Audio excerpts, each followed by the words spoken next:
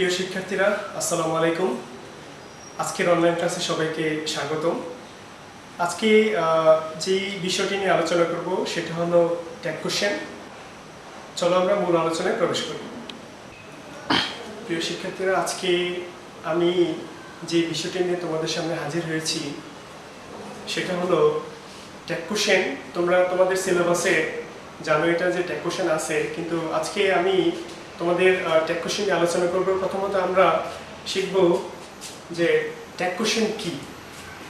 Tag কোশ্চেনের বাংলা অর্থ হচ্ছে বসিয়ে দেওয়া, জুড়ে দেওয়া অথবা উক্তির সঙ্গে সংযোজিত। এটা হচ্ছে ট্যাগ কোশ্চেনের অর্থ। তো tag question, what is the definition of tag question? Tag কোশ্চেনের সহজ ভাষায় আমি যদি বলি যে কোনো একটি বাক্যের শেষে শ্রোতার সমর্থন আদায়ের জন্য বাক্যের শেষে প্রশ্নবোধক চিহ্ন যখন বসিয়ে দেওয়া হয় তখনই তাকে ট্যাগ কোশ্চেন বলে। এখন এখানে আমরা কয়েকটি এক্সাম্পল দেখতে পাবো।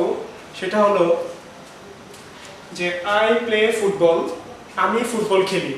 তো ট্যাগ কোশ্চেন করতে গেলে আমাদের মূলত কি কি জানতে হবে, কি করতে হবে সেটা আমরা একটু দেখি। উপরে লেখা আছে need to know in short, অর্থাৎ ট্যাগ কোশ্চেন করতে গেলে আমাদের প্রথমত কি জানতে হবে সেটা হলো প্রথমে স্টেটমেন্টটি বা বাক্যটি হ্যাবোধক হলে উত্তর করার সময় নাবোধক করতে হয়। দ্বিতীয়ত আবার বাক্যটি নাবোধক হলে উত্তর করার সময় হ্যাবোধক করতে হয়। তৃতীয়ত modal verb plus subject plus প্রশ্নবোধক চিহ্ন নাবোধকের ক্ষেত্রে। আবার হ্যাবোধকের ক্ষেত্রে কিভাবে আমরা সাজাবো? Modal verb plus not plus subject plus প্রশ্নবোধক চিহ্ন। তো আমরা এক্সাম্পলের দিকে একটু খেয়াল করি যে আমরা কিভাবে এটাকে শেষ করতে পারবো। ফার্স্ট এক্সাম্পলে দেওয়া আছে যে আই প্লে ফুটবল, আমি ফুটবল খেলি। আমরা যখন পরীক্ষায় যখন আমাদের প্রশ্নগুলো দেওয়া হবে, আমরা যখন ট্যাগ কোশ্চেনটা সলভ করব, কিভাবে করব? আই প্লে ফুটবল, আমি ফুটবল খেলি। প্রথমত আমাদের চিন্তা করতে হবে বাক্যটা কি হ্যাবোধকে আছে না নাবোধকে আছে, সেটা আমাদেরকে প্রথমে ভাবতে হবে। তো প্রথমে বাক্যটা হ্যাবোধকে আছে, তাহলে উত্তর করার সময় আমাদের কি করতে হবে? নাবোধক করতে হবে। দ্বিতীয়ত যে কাজটা করতে হবে সেটা হচ্ছে এই সেন্টেন্সটি মূলত কোন টেন্সে অবস্থান করছে সেটা আমাকে ফাইন্ড আউট করতে হবে। তাহলে এখানে লেখা আছে আই প্লে ফুটবল, বাক্যটা হ্যাবোধক আছে, তাহলে আমি উত্তর করার সময় কি করব? নাবোধক করব। দ্বিতীয়ত যে বিষয়টা আমাকে খেয়াল রাখতে হবে সেটা হচ্ছে আমার এই ভার্বটি কোন টেন্সে অবস্থান করছে সেটা আমাকে একটু খেয়াল করতে হবে। তাহলে প্লে ভার্বটি হচ্ছে present indefinite tense, present indefinite tense. তো এই প্রেজেন্ট ইনডিফিনিট টেন্সের স্ট্রাকচার হচ্ছে ডোন্ট অথবা ডাজেন্ট প্লাস সাবজেক্ট প্লাস প্রশ্নবোধক চিহ্ন। তাহলে আই প্লে ফুটবল, আমি যদি এটাকে আনসার লিখি তাহলে হবে ডোন্ট আই। কিভাবে হলো আমি একটু আবার ব্যাখ্যা করি। প্রথমে যখন আমরা ট্যাগ কোশ্চেনটা করব, প্রথমে বাক্যটা দেখব হ্যাবোধক কি নাবোধক। দ্বিতীয়ত আমরা দেখব যেটা কোন টেন্সে অবস্থান করছে, তারপর ওই স্ট্রাকচার অনুযায়ী আমাদেরকে বসাতে হবে। তাহলে আই প্লে ফুটবল, আমি ফুটবল খেলি, এটা স্ট্রাকচার হচ্ছে ডোন্ট আই অথবা ডাজেন্ট বসাতে পারবো, সেটা নির্ভর করবে তার সাবজেক্ট ও পার্সনের উপর। দ্বিতীয়ত রহিম ড্রিঙ্কস ওয়াটার, রহিম পানি পান করে, একই কথা। তাহলে আমাদের বাক্যটা কিন্তু হ্যাবোধকে অবস্থান করছে, তাহলে উত্তর যখন আমরা লিখবো তখন সেটা হবে নাবোধক। দ্বিতীয়ত আমরা যেটা খেয়াল রাখবো সেটা হচ্ছে আমাদের এই ভার্বটি কোন টেন্সে অবস্থান করছে, ড্রিঙ্কস, এটা হচ্ছে প্রেজেন্ট ইনডিফিনিট টেন্স। তাহলে ট্যাগ কোশ্চেন করার সময় প্রেজেন্ট ইনডিফিনিট টেন্সের স্ট্রাকচার হচ্ছে ডোন্ট, আমি লিখে দিচ্ছি উপরে, ডোন্ট অথবা ডাজেন্ট প্লাস সাবজেক্ট প্লাস প্রশ্নবোধক চিহ্ন। তাহলে রহিম ড্রিঙ্কস ওয়াটার, রহিম পানি পান করে, বাক্যটা হ্যাবোধক আছে, তো উত্তর করার সময় আমাদেরকে কি করতে হবে? নাবোধকে পরিণত করতে হবে। দ্বিতীয়ত যে কাজটা করতে হবে সেটা হচ্ছে টেন্সটা শনাক্ত করতে হবে। টেন্সটা শনাক্ত করার পরে আমাকে স্ট্রাকচারের দিকে মুভ করতে হবে। তাহলে বাক্যটা হ্যাবোধক, উত্তরে কি হবে? নাবোধক।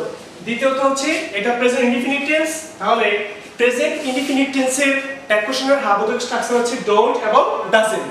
এখন প্রশ্ন হচ্ছে আমি কি ডোন্ট বসাবো প্রথমে না ডাজেন্ট বসাবো, সেটা নিতান্তই নির্ভর করবে আমার সাবজেক্টিভ ফর্মের উপরে। যদি সাবজেক্টটা থার্ড পারসনে অবস্থান করে তাহলে আমরা ডাজেন্ট দিয়ে শুরু করব। আর যদি সাবজেক্ট ফার্স্ট পারসন অথবা সেকেন্ড পারসন অথবা থার্ড পারসন প্লুরাল ফর্ম থাকে তাহলে সেটা আমরা ডোন্ট দিয়ে স্টার্ট করতে পারবো। তাহলে আমরা লিখব যে ডাজেন্ট। এখন যেহেতু রহিমটা এখানে সাবজেক্টিভ ফর্মে আছে, তাহলে যদি কোনো ট্যাগ কোশ্চেনের সাবজেক্ট সরাসরি নাউন ফর্মে থাকে তাহলে তার প্রনাউন বসাতে হবে। আর যদি সাবজেক্টটি প্রনাউন দিয়ে শুরু হয় তাহলে উত্তরের ক্ষেত্রে প্রনাউনই বসাতে হবে। ডাজন্ট হি, অবশ্যই প্রশ্নবোধক চিহ্ন বসাতে হবে। 3 নম্বর এক্সাম্পলে লেখা আছে দে ফিনিশড দ্য ওয়ার্ক, তারা কাজটি শেষ করলো। তাহলে আমরা যখন ট্যাগ কোশ্চেন করব প্রথমে আমরা চিহ্নিত করব বাক্যটি কি হ্যাবোধক কি নাবোধক। তাহলে বাক্যটি প্রথমে হ্যাবোধক আছে, তাহলে উত্তর করার সময় আমাদের কি করতে হবে? নাবোধক করতে হবে। দ্বিতীয়ত যে কাজটা করতে হবে সেটা হচ্ছে আমাদের বাক্যটা যেহেতু হ্যাবোধকে আছে, দ্বিতীয়ত আমাদের করতে হবে এটা কোন টেন্সে অবস্থান করছে।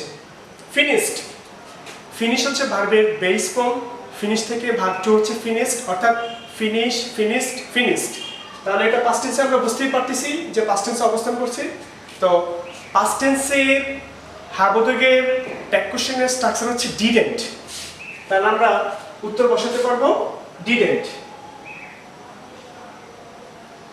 তারপর বাকি যে সাবজেক্ট আছে সেটা বসাতে হবে দে, তারপর প্রশ্নবোধক চিহ্ন। 4 নম্বর এক্সাম্পলে লেখা আছে you should obey your parents, তুমি অবশ্যই তোমার পিতামাতাদেরকে মান্য করা উচিত। তাহলে এই বাক্যটিও কিন্তু আমাদের হ্যাবোধকে অবস্থান করছে, তাহলে আমরা উত্তর করার সময় কি করব? নাবোধক করব। এখন এই বাক্যটি আমরা কিভাবে আছে, কোন পজিশন আছে সেটা আমরা কিভাবে বুঝবো?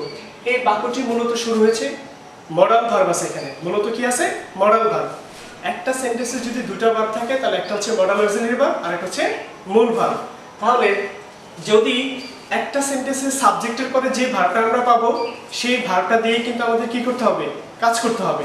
তাহলে এখানে ইউট হচ্ছে সাবজেক্ট আর শুড হচ্ছে মডাল অক্সিলারি ভার্ব আর ওবি হচ্ছে মূল ভার্ব। তাহলে আমি বলছিলাম যে সাবজেক্টের পরে সাধারণত যে ভার্বটা থাকে সেই ভার্বের কাজটি আগে করতে হবে। তাহলে এখানে শুড হচ্ছে আগে, তাহলে আমাদের শুডের কাজই আগে করতে হবে। প্রথমে আমরা বসাবো শুড, তারপর আমাদের এটার সাথে কি যোগ করতে হবে? নট যোগ করতে হবে, এন্টি শুডন্ট। তারপরে বাকি সাবজেক্ট বসাতে হবে ইউ।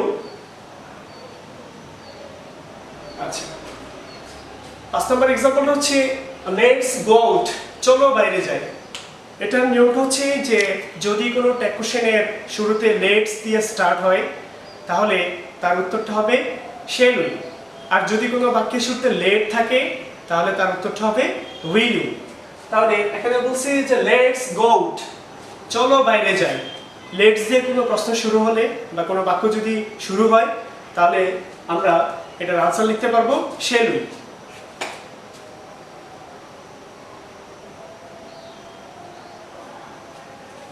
নাম্বার 6, 5 নম্বর এক্সাম্পলের মধ্যে বলা হচ্ছে যে লেটস গো আউট, চলো বাইরে যাই।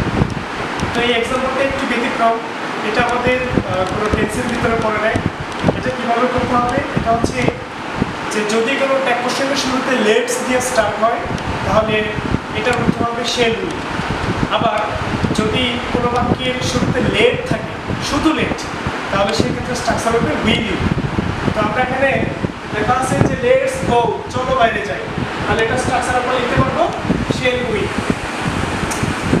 Number 6, she had a pen, তার একটা কলম ছিল। তো এই বাক্যটা কিন্তু হ্যাবোধকে আছে, অর্থাৎ স্টেটমেন্টটি অ্যাফার্মেটিভ, তাহলে আমাদের করতে হবে নেগেটিভ। তো হ্যাবোধক থেকে যদি আমরা নাবোধক করি তাহলে এখন আমরা দুইটা নিয়মে করতে পারবো, সেটা হচ্ছে একটা হচ্ছে ব্রিটিশ স্টাইল আর একটা হচ্ছে আমেরিকান স্টাইল।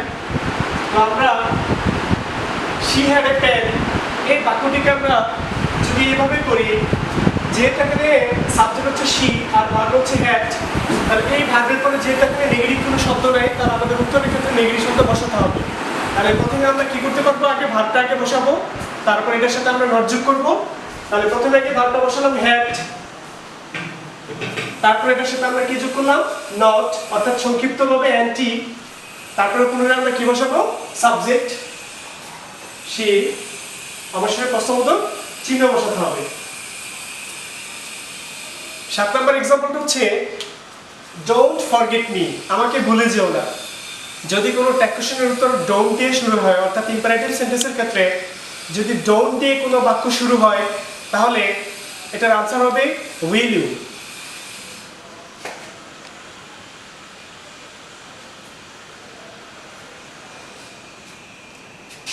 নাম্বার 8, সবশেষে আমাদের যে এক্সাম্পলটা আছে সেটা হচ্ছে he did not like me, সে আমাকে পছন্দ করতো না।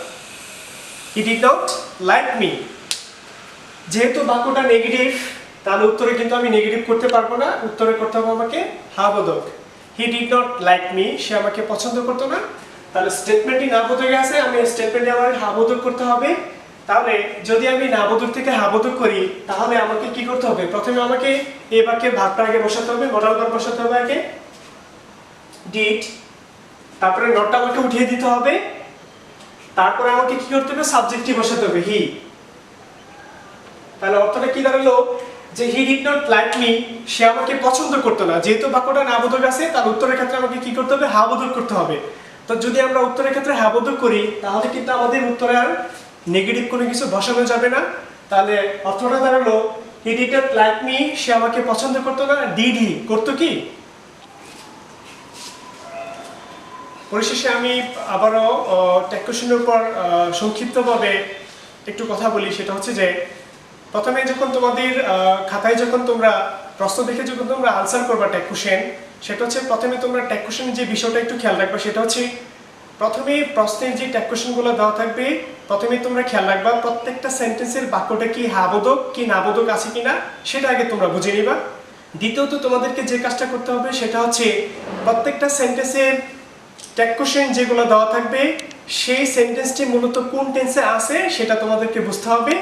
সেই টেন্স অনুযায়ী প্রত্যেকটা স্ট্রাকচার তোমাদেরকে বুঝে খাতায় লিখতে হবে। প্রিয় শিক্ষার্থীরা, আশা করি আজকে আমি ট্যাগ কোশ্চেনের উপর সংক্ষিপ্ত একটু আলোচনা করলাম। তো আশা করি তোমরা বুঝতে পেরেছো। পরবর্তী ক্লাসে তোমাদের ট্যাগ কোশ্চেনের উপর আরও কিছু গুরুত্বপূর্ণ নিয়ম নিয়ে আলোচনা করা হবে। সে পর্যন্তই, খোদা হাফেজ।